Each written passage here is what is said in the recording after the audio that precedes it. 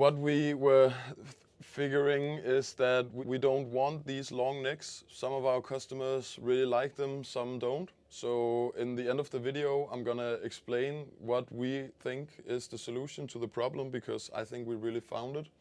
So watch the end of the video and then figure how we're gonna solve this, because definitely we are gonna figure some way to solve it one way or the other. And we are making tests to make sure that we can fully understand why they're stretching like they are, because definitely it's not the environment.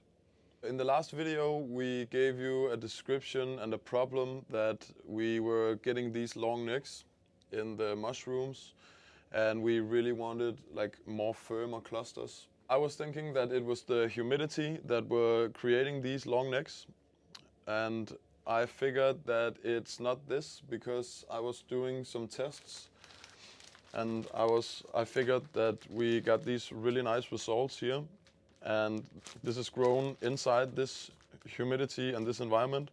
So as you can see here, there's really nothing wrong with the environment, but what we figured is that this bag was pinned inside the hole that we are colonizing the mushrooms in. This is from like a hole that is this size. So either it is the environment of the pinning in the, like that the mushroom want less humid environment when it's pinning, or it is that it's because that the hole that it pins from is much smaller. So I'm gonna figure right now if it's like one or the other.